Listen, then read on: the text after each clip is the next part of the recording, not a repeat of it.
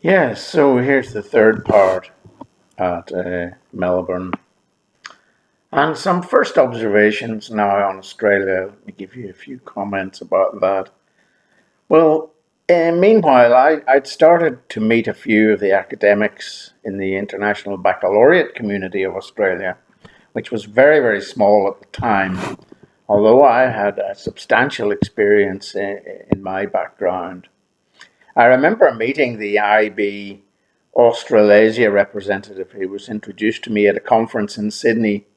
He obviously knew a fair bit about the history of the school, and his almost immediate reaction to me was, well, why couldn't they get an Australian to do the IB coordinator job? Well, what amazed me was that he said it to himself as if he was talking out loud and I wasn't actually in his presence. And he did it deliberately within my earshot. This was my first experience of Australian bluntness and rudeness, really. My first experience in a professional environment, anyway. Australians think they can do everything, basically. There's no shortage of self confidence. And there was no respect at all for my past experience. And this is a trait in the Australian character which I have never actually got used to. Of course, it comes from the early days of settlement, I think, when you had to turn your hand to anything and everything, and so there was no such thing as a specialist or someone with experience. So there developed this culture of not respecting specialist experience. He'd said it without even asking one question about my experience or qualifications. I thought it a quite extraordinarily rude thing to say to my face. The implication being that what could I possibly offer that an Australian could not offer? Or to put more succinctly, we Australians can do anything as well, if not better, than any foreigner can. I was to meet this type of reaction time and again in Australia in the early years. The reality was that my job had been advertised in Australia, and for some reason, I don't know why, they had not been able to fill the post. But it was hardly my fault, was it? The job had then been advertised in the British press, and that's where I saw it and why I was interviewed in London. But it was typical of so many, quote, educated Australians who did not give you the time even to tell them the truth.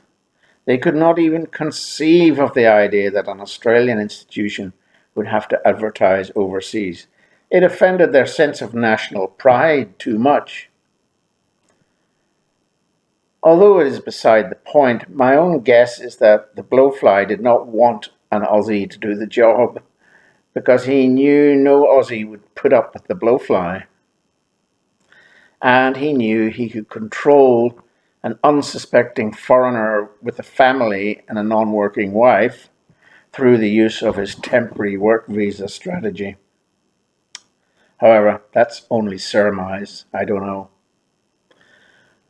Anyway, most Australians assumed that we had, like all foreigners, wanted to migrate to Australia to get a job. This, of course, would be at the expense of the real dinky-die Australian-born local Aussies. Actually, the truth was that we did not have any intention of settling in Australia at this stage. I regarded it as just another few years in another country on an international location. It was only later when I started to think of the future of the children that I began to consider it as a destination to settle down. Although we did obtain Australian citizenship then, in the end, it was certainly not our initial intention. I had no wish to remain there after the first few years. I fervently hoped, in vain, as it turned out, that I would not have to return to Australia in order to be near to my children. The reality is that Australia, just like England, Ireland, the rest of Europe, and the USA, and many European countries, only permit migration because they need the workers to pay the taxes, to support their elderly, and to do the dirty jobs that their own citizens are not prepared to do themselves. In my opinion, it's high time they were more honest about it. The Australian economy would definitely collapse without its migrants, in the same way that California would collapse without its Mexican migrants. Don't get me wrong, I admire a lot about Australia.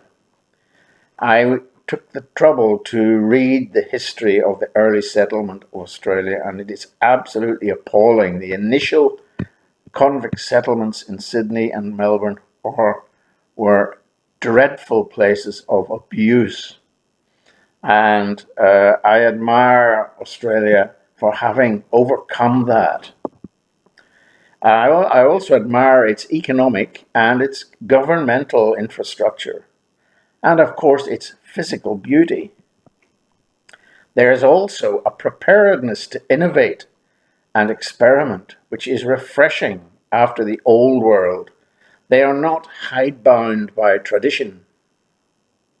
So, in a very short time, Australia has achieved an enormous amount from very inauspicious beginnings. They are right to be proud of these achievements. But in some quarters, this pride has been overdone to the point of arrogance. Many Australians value their independence, but to a fault, and that leaves me cold. In fact, I found that the easiest way to offend some Australians, the ones I met, seemed to be to offer them something. Even a beer or a cup of tea, or to come into the house. No, they wouldn't accept these things. They would perhaps forgive you an injury you caused them, but not an invitation, an offer, or a gift. Worst of all, an offer of assistance. I have never really been able to understand this. But there must be some complex psychology going on here related to the history of the country. I just can't fathom it. But the underlying attitude seemed to me to be in these early years, what could I possibly need from you that I haven't already got myself?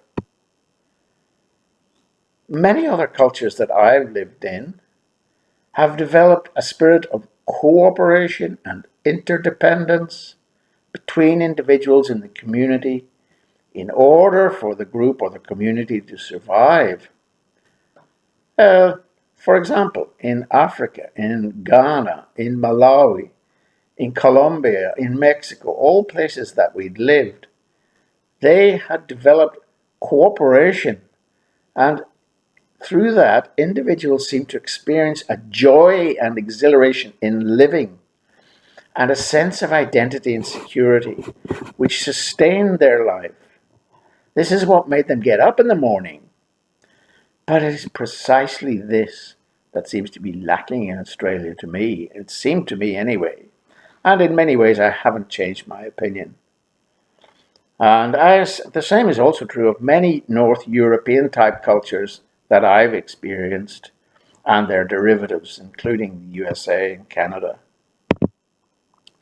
The joy for an Australian, European, or American seems to be obtained in the grim and relentless pursuit of independence from his human companions. His nirvana is to live alone and be completely self-sufficient. I'm an island. I need no one. To me, this was typified in the quite common but nonetheless staggering quotes which I encountered time and again from locals. Oh, we have a wonderful house, yes, but best of all, we've got no neighbours. What? The last thing they wanted was a neighbour. How very, very sad. Of course, this trait is also present in England, Northern Europe, and the USA, and Ireland, and indeed in myself, because I am Irish. I'm sure lots of other places too. It's perhaps the hallmark for me of the developed country. But it does seem to me to be more marked in Australia than anywhere else I have been. It did not suit me at all.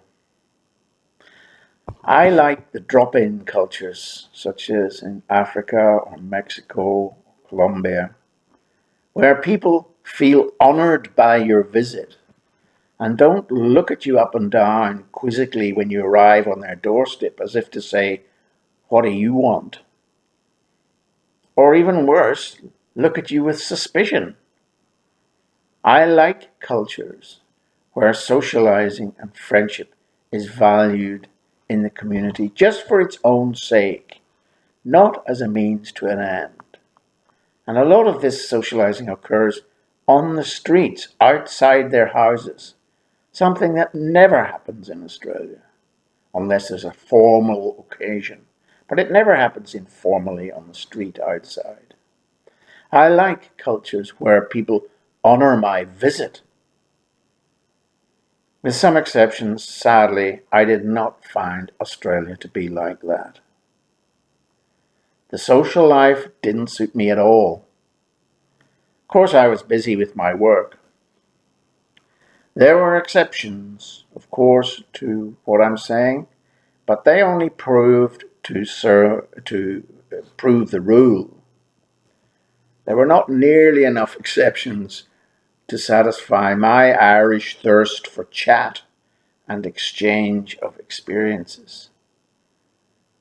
The social life was all, in fact, very similar in Australia to the modern Northern Ireland we had just left behind.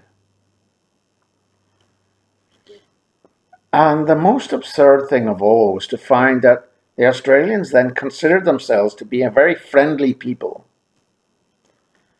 Well, yes, they were, but the friendliness was shallow and superficial. They were rarely, if ever, hostile, and they were rarely impolite, certainly not to us. No one ever said, "Go back to Ireland." But even if they had said it, it wouldn't have upset me. In fact, it might have just been a relief if they had. No, it was something else which did upset me. In many people, there seemed to be a strong passive aggression, a smouldering resentment of foreigners about which the Aussies themselves were in complete denial. In these early years, we felt this on a daily basis, a sense that we were excluded, almost as though we were invisible, in fact.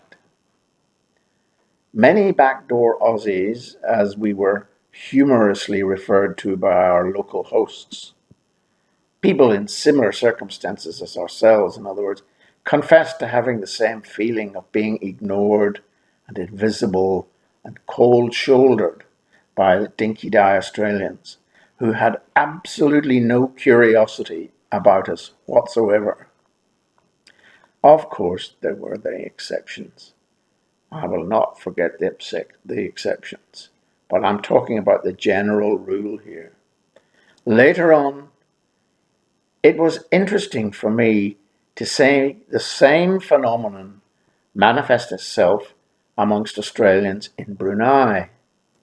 They all socialized together like a group of gabbling geese, clucking and screeching at each other and creating a bogus false sense of bonhomie, which fooled no one other than themselves.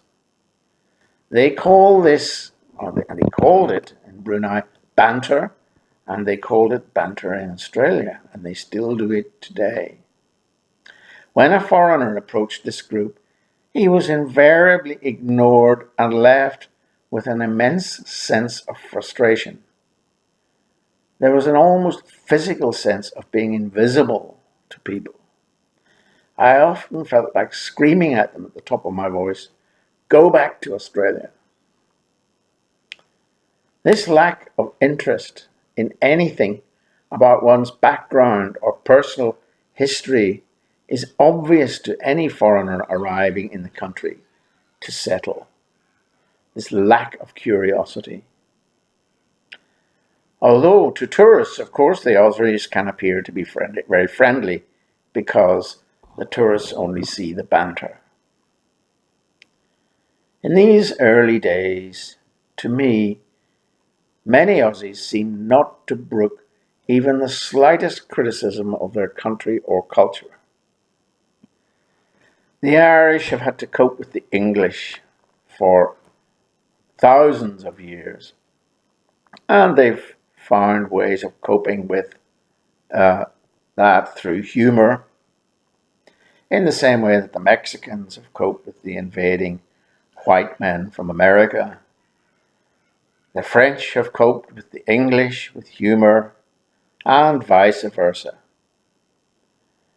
But many Aussies just seem to be unable to cope with criticism from foreigners at all. They do not seem, and they did not seem certainly in these early years, to have developed a real sense of humor about themselves. At least not by 1992. And in fact, this is a view which has actually become stronger the longer I've stayed here. It is 2023, and my view has not really changed.